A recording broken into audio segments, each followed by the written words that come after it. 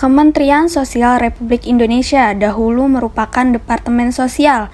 Departemen Sosial adalah kementerian yang mempunyai tugas menyelenggarakan dan membidangi urusan dalam negeri di dalam pemerintahan untuk membantu Presiden dalam penyelenggaraan pemerintahan negara di bidang sosial. Kementerian Sosial dipimpin oleh seorang Menteri Sosial yang sejak tanggal 23 Desember 2020 dijabat oleh Tri Risma Harini. Lambang Kemensos memiliki makna di setiap sisinya, di antaranya bentuk teratai dengan 5 kelopak yang menjadi satu kesatuan menggambarkan Pancasila, dengan makna bahwa departemen bersikukuh mempertahankan nilai-nilai Pancasila dalam bingkai negara kesatuan Republik Indonesia. Bentuk grafis persegi dengan 4 sayap burung Garuda menggambarkan kandungan filosofi pelayanan sosial melalui 4 pilar, yaitu rehabilitas sosial, berdayaan sosial, jaminan sosial, dan perlindungan sosial. Bentuk manusia mengandung arti kemanusiaan itu sendiri, yang merupakan subjek dan objek dari pelayanan sosial dan mengusung kredibilitas dan jati diri untuk memanusiakan manusia. Dalam melaksanakan tugasnya, Kementerian Sosial memiliki fungsi yaitu perumusan, penetapan, dan pelaksanaan kebijakan di bidang rehabilitasi sosial, jaminan sosial, pemberdayaan sosial, perlindungan sosial, dan penanganan fakir miskin. Hari ini saya berada di depan Gedung Aneka Bakti Kementerian Sosial Republik Indonesia, tepatnya di Jakarta Pusat. Saat ini aktivitas work from office terpantau cukup kondusif, tetapi sepi karena tidak begitu banyak kendaraan dari karyawan yang bekerja di Kementerian Sosial RI ini. Gedung yang tidak beroperasi aktif sejak tahun 2020 hingga awal 2022 kali ini mulai menerapkan sistem work from office, dan pada masa WFH-nya, gedung ini tetap dirawat dan tetap terjaga hingga saat ini, sehingga gedung tetap digunakan untuk dalam pekerjaan sehari-hari dan tetap nyaman untuk digunakan. Selanjutnya, saya akan mengajak pemirsa berkeliling ke dalam kantor Kementerian Sosial dan melihat bagaimana aktivitas work from office yang telah diterapkan sejak awal tahun ini.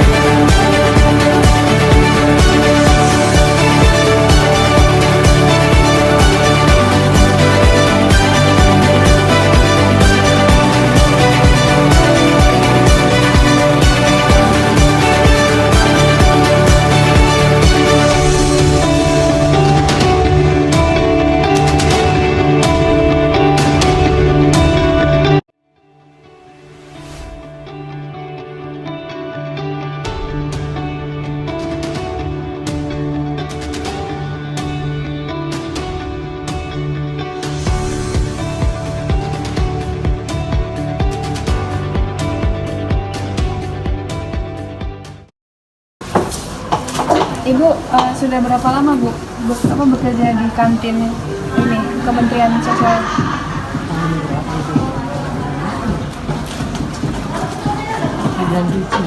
Dari tahun berapa, Bu? 97. Dari tahun 97.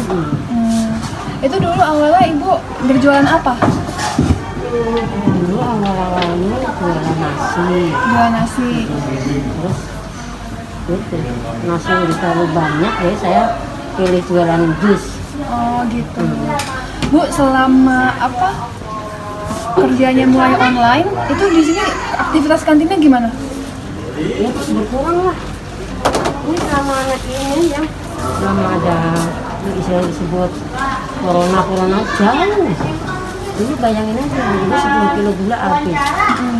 Sekarang masak paling tinggi 4 kilo kan jauh. Tapi dulu kan warung sebelah kan nggak ada. Sekarang kan jadi banyak warungnya. Sebelah juga ada warung dari pas sebelah warungnya zaman itu ini Pak Agus itu. Waduh 10 kilo gula habis ya. Selama corona itu. Jadi semakin banyak persaingan ya Bu ya dari warung-warung. Iya. Oh gitu. Terus jadi Ibu mulai berjualan jus itu tahun? Katanya jualan nasi nggak lama sih. Jualan jus dari tahun 99. 99. Itu sama aja udah lama banget ya Bu ya? Udah lama udah. Sampai sekarang anaknya deh. Ya udah lama juga sih dari 97.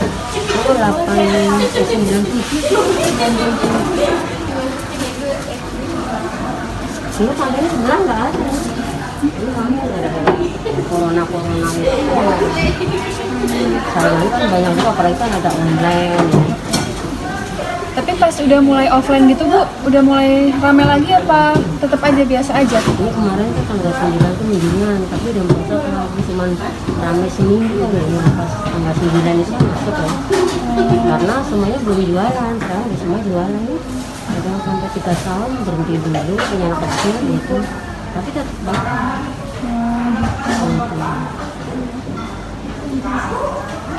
Apa yang membuat Ibu bertahan untuk berjualan di kantin Kemensos ini? Tapi saya kan udah tua ya, anak cuma 1.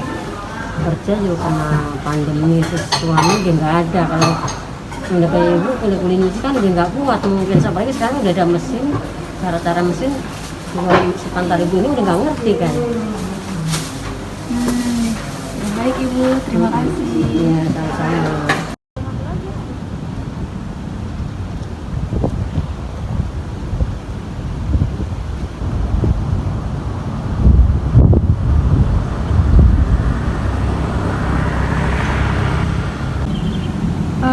Dengan Bapak siapa? Yadi. Bapak Yadi. Oke. Bapak selama WFH aktivitas di kantor ini tuh seperti apa? Aktif biasa. Seperti biasa. Aktif ada yang ini yang kerja ada gitu. Ada yang di kantor. Ada yang kantor ada yang Online juga ada. yang online juga ada. Waktu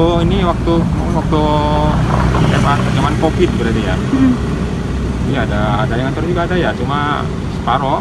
Oh, prosedurnya gimana tuh Pak pada saat Ya pembagian ini aja ya, pembagian.